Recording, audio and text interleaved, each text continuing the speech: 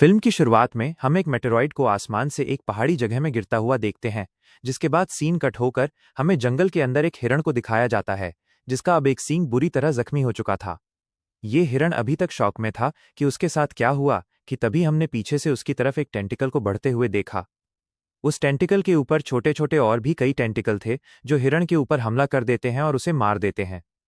और असल में यहाँ हमें रिवील होता है कि जो मेटेरॉइड आकर नीचे गिरा था, उसके साथ कोई एलियन जमीन पर आ गया था। अब सीन कट होता है और हमें एक कपल रूथ और हैरी को उसी पहाड़ों वाले जंगलों की तरफ बढ़ता हुआ दिखाया जाता है। रास्ते में ये लोग रुक कर लंच करते हैं और ये नोटिस करते हैं कि जो वेटर बच्चा था वो काफी घबराया हुआ था। वो उनसे सवाल करता है कि क्या आप लोगों ने भी मेटेरॉइड को नीचे गिरते हुए देखा है। ये दोनों उसकी बात पर हंस देते हैं, क्योंकि उसकी बात मानने वाली नहीं लग रही थी। दुनिया में कब मेटेरॉइड गिरते हैं। फिर ये लोग दोबारा अपना सफर कंटिन्यू कर देते हैं और जंगल में पैदल चलते हुए काफी मर्तबा रूथ को ऐसा महसूस होता है कि कोई उसका पीछा कर रहा है। कई मर्तबा वो पीछे मुड़कर देखती है तो वहां कोई नहीं होता, पर रूथ को फिर भी शक होता है कि कोई उसके ऊपर नजर रखे हुए है। चलते चलते शाम भी हो जाती है। ये लोग दोबारा खाना बनाते हैं, अपने टेंट्स लगाते हैं और सो जाते हैं। आधी रात में दोबारा से रूथ की आंख खुल जाती है, एक अजीब से शोर से। वो बाहर निकलकर देखती है तो जंगल के किनारे एक हिरण खड़ा उसे घूर रहा था। इस हिरण का भी एक सींग नहीं था। ये वही हिरण था जिसे हमने मूवी के स्टार्ट में देखा। वो इतने अजीब तरीके से रूथ को देख रहा था कि रूथ भी उसे देखकर परेशान थी, और तभी अचानक कोई आकर पीछे से उसके कंधे पर हाथ रख देता है। वो बुरी तरह डर जाती है, लेकिन ये तो हैरी ही था। तो हैरी को देखकर थोड़ा सा रिलैक्स होती है और दोबारा जब जंगल की तरफ देखकर उसे हिरण के बारे में बताने की कोशिश करती है तो हिरण वहां से जा चुका था। बल्कि ये कहना ज्यादा बेहतर होगा कि वो वहां से गायब हो चुका था। घबराई हुई रूथ हैरी को ये सब बताने की कोशिश करती है कि पहले मैं शोर से उठी थी और जंगल से एक सींग टूटा हुआ हिरण मुझे घूर रहा था और अब वो गायब हो गया है। हैरी को उसकी किसी बात पर यकीन नहीं आता। वो उसे दोबारा सोने के लिए ले जाता है और इसी तरह सुबह भी हो जाती है। ये लोग अब अपना सफर दोबारा से कंटिन्यू करने लग जाते हैं और हैरी रूथ को इसी जंगल में एक स्पेशल जगह लेकर जाता है। समुंदर के किनारे ये बहुत ही खूबसूरत जगह थी और यहाँ पर हैरी रूथ को प्रपोज कर देता है। रूथ को तो खुश होना चाहिए था, लेकिन यहाँ पर रूथ को पैनिक अटैक आने लग जाता है। वो अपने आप को कंट्रोल नहीं कर पाती। उसकी दुनिया घूम जाती है। हैरी ही उसे सहारा देता है और वो पिल्स खाकर अपने आप को नॉर्मल रखने की कोशिश करते हैं। इन दोनों के दरमियान में सिचुएशन काफी ऑकवर्ड हो जाती है और ये लोग जंगल में वापस आकर कैंप लगा लेते हैं। हैरी डिसाइड करता है कि वो अगली सुबह यहाँ से चले जाएंगे। काफी टाइम तक दोनों खामोश थे, लेकिन फिर अचानक रूथ बोली और उसने पूछा कि तुमने ऐसा क्यों किया हैरी? मुझे प्रपोज करने की क्या जरूरत थी? ये सुनकर हैरी गुस्से में आ जाता है, क्योंकि वो दोनों एक साथ पिछले 8 साल से थे। रूथ को तो खुश होना चाहिए था, लेकिन वो उल्टा उस पर गुस्सा हो रही थी। यहाँ पर सब कुछ इतना ज्यादा बिगड़ जाता है कि हैरी इस लड़ाई को खत्म करने के लिए अपने टेंट के अंदर चला जाता है और रूथ वहीं बैठी रह जाती है। और दोबारा उसे ऐसा ही महसूस होता है कि कोई उस पर नजर रखे हुए है। खैर, रूथ भी इन सारी चीजों को इग्नोर करते हुए सो जाती है। सुबह जब उसकी आंख खुलती है तो वो देखती है कि हैरी यहाँ पर नहीं था। वो एक नोट छोड़कर गया था कि मैं वॉक पर जा रहा हूं और जल्दी वापस आ जाऊंगा। हैरी से दूर होते ही रूथ को मौका मिल जाता है। वो अपने डॉक्टर को कॉल करने की कोशिश करती है, पर सिग्नल ना होने की वजह से कॉल मिलती नहीं।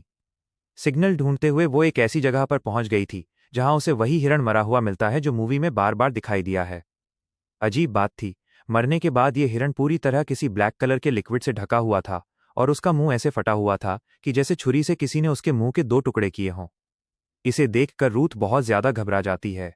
उसे दोबारा पैनिक अटैक आने लग जाता है और यहाँ हैरी आकर उसे संभालता है।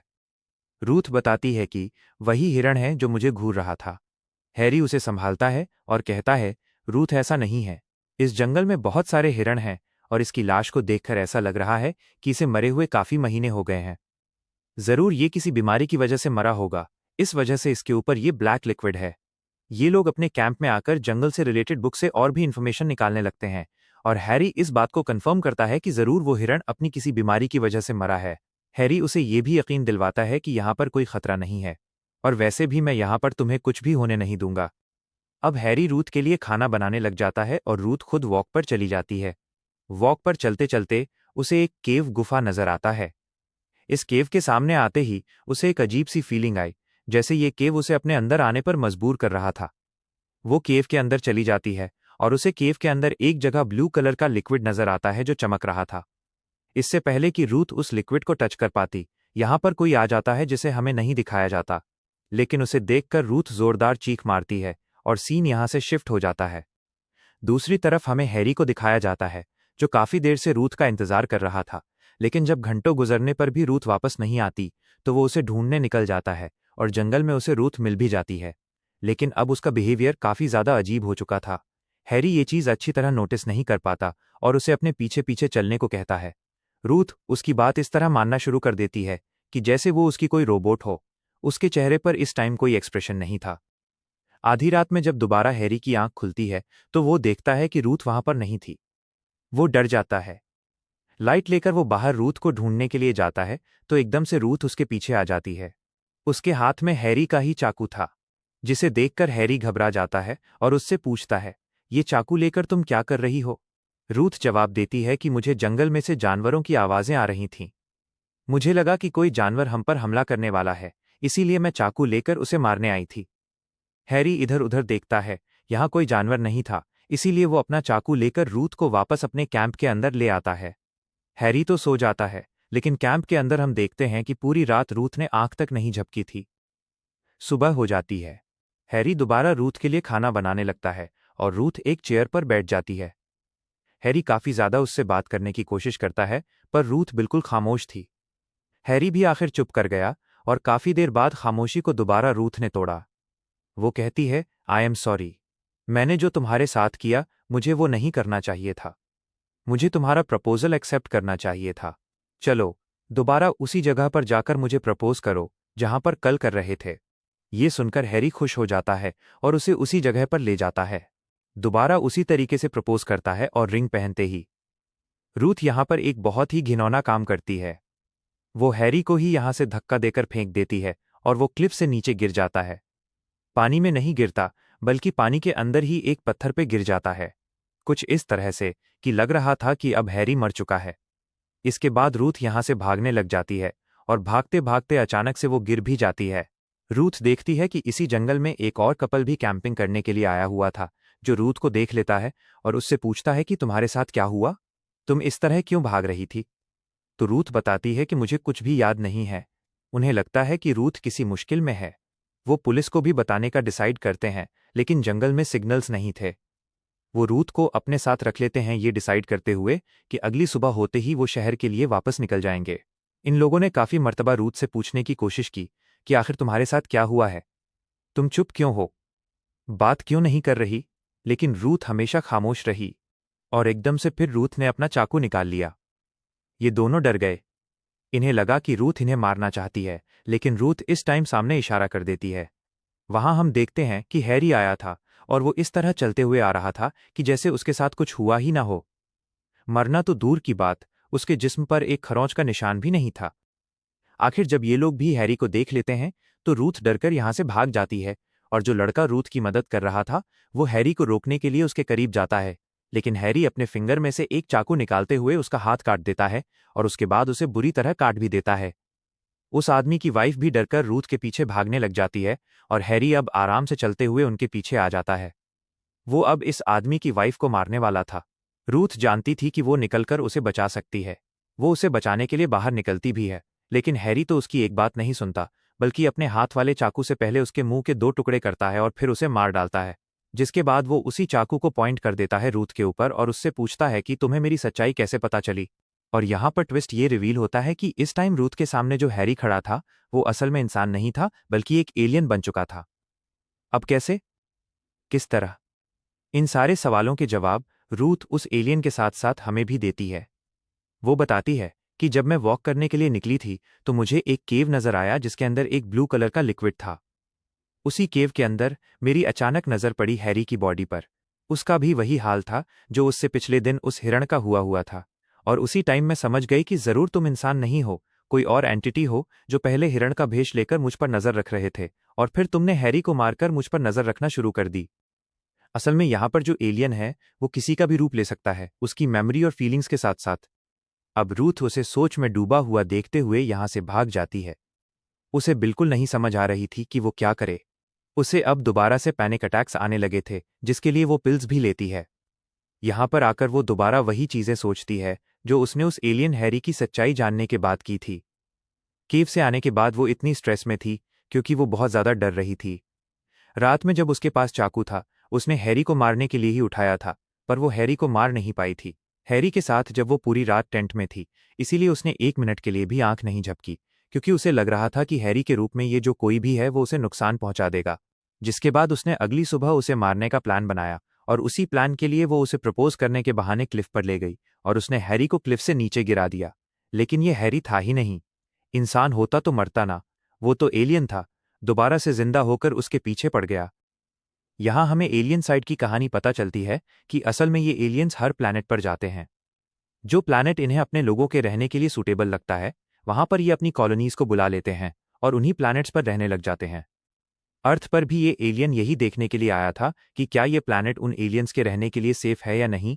इस प्लैनेट पर आते ही उसने इस प्लैनेट के ऑर्गेनेट के ऑर्गेनिजम्स का रूप लेना शुरू कर दिया और उनके बारे में जानना शुरू कर दिया। लेकिन एक अजीब चीज जो उसने जिंदगी में पहली मर्तबा एक्सपीरियंस की थी, वो ये थी कि इस प्लैनेट पर लव नाम का एक इमोशन था जो पहले उसने कभी एक्सपीरियंस नहीं किया था। क्योंकि उसने हैरी के सारे इमोशंस अपने अंदर अब्जॉर्ब कर लिए थे, इसीलिए उसे अब रूथ से प्यार भी था। इसीलिए तो वो रूथ को मार नहीं पाया था। रूथ अपने आप को बचाने के लिए उसके ऊपर काफी हमले भी करती है, लेकिन ये एलियन उसे कुछ भी नहीं कहता। अपने आप को बार बार हील करता रहता है। वो सिर्फ इतना चाहता है कि इस टाइम रूथ उससे प्यार से पेश आए, ताकि वो इस फीलिंग को और अच्छे से एंजॉय कर पाए। वो इसी तरह अपनी प्यारी बातों में बहला फुसलाकर रूथ को यहां से दूर ले जाता है। वो अपनी एलियनशिप उसे दिखाता है और कहता है, चलो तुम मेरे साथ चलो। अभी कुछ देर में मेरे जैसे और भी कई एलियंस यहां पर आ जाएंगे और आते ही इस दुनिया के सभी इंसानों को मार देंगे और अपना कब्जा जमा लेंगे। लेकिन मैं नहीं चाहता कि तुम मरो, इसलिए तुम मेरे साथ मेरे प्लैनेट पर चलोगी। रूथ उसकी बातों से तंग आ चुकी थी। वो उसकी बातों पर ध्यान नहीं दे रही थी। उसका सारा ध्यान इस टाइम पानी पर था, जहां एक शार्क थी।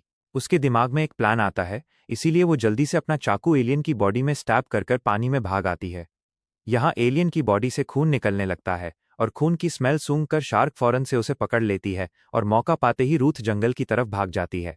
उसे लग रहा था वो बच गई, इसीलिए जंगल में काफी दूर आकर वो अपने कैंप के पास बैठकर सांस लेने लग गई। यहां पर उसने थोड़ा सा खाना खाया, अपने पैनिक अटैक्स को रोकने के लिए एक पिल ली। जबकि दूसरी तरफ हमें दिखाया गया कि वो एलियन अब भी नहीं मरा था। उस एलियन ने तो उल्टा उस शार्क को ही मार दिया था और उसके बाद वो अपनी कटी फटी बॉडी को दोबारा से हील करते हुए या कह लें दोबारा से जोड़ते हुए रूथ की तरफ बढ़ जाता है। वो हर हाल में रूथ को पाना चाहता था, लेकिन उसे ये नहीं पता था कि किसी इंसान को मारकर उसे पाया नहीं जा सकता। वो सोचता है कि क्यों न हैरी की बॉडी से निकलकर वो रूथ की बॉडी के अंदर चला जाए। इसीलिए वो रूथ को पकड़कर एक कुकून के अंदर बांध देता है और उसे मारने की कोशिश करता है। उसका रूप लेने की कोशिश करता है, उसकी इमोशंस और मेमोरी लेने की कोशिश करता है। हम देखते हैं कि रूथ भी अभी तक पूरी तरह मरी नहीं थी और वो एलियन भी बिल्कुल रूथ बन गया था। इस टाइम रूथ को पैनिक अटैक्स आ रहे थे और एलियन भी इन पैनिक अटैक्स वाली फीलिंग को फील करता है और बहुत ज्यादा घबरा जाता है। लेकिन इस टाइम रूथ के पास सारी पिल्स भी खत्म हो चुकी थी और एलियन पिल नहीं ले पाता और एंजाइटी वाली फीलिंग से पागल होने लगता है। ये देखते हुए रूथ हंसने लग जाती है और कहती है, लो अब मजा। उसको कमजोर पड़ा देखकर रूथ यहां पर एक पत्थर उठाती है और मार मारकर उसके सर पर उसका बुरी तरह सर और मुंह क्रश कर देती है और फौरन इस जंगल से भाग जाती है। अपनी गाड़ी को लेते हुए वो इस जंगल से निकल चुकी थी, लेकिन पीछे से दिखाया गया कि एलियन ने दोबारा अपने आप को हील कर लिया था, वो भी रूथ की शक्ल में। और अब वो गाड़ी के रेडियो के जरिए दोबारा रूथ से बातें करने लगा था और रूथ पहले से भी ज्यादा डर गई थी। वो समझ गई थी कि ये एलियन उसका पीछा नहीं छोड़ने वाला। मूवी के पोस्ट क्रेडिट सीन में हमें दिखाया जाता है कि बहुत सारी एलियन शिप्स उसी पहाड़ वाले जंगल के अंदर क्रैश कर रही हैं। यानी जिस तरह उस एलियन ने कहा था, अब उसकी पूरी कॉलोनी यहां पर आ चुकी थी और वो जल्द ही इंसानों को मारकर इस अर्थ पर अपना कब्जा बना लेते हैं। और इसी तरह इस भयानक सी एंडिंग के साथ ये मूवी यहां खत्म हो जाती है।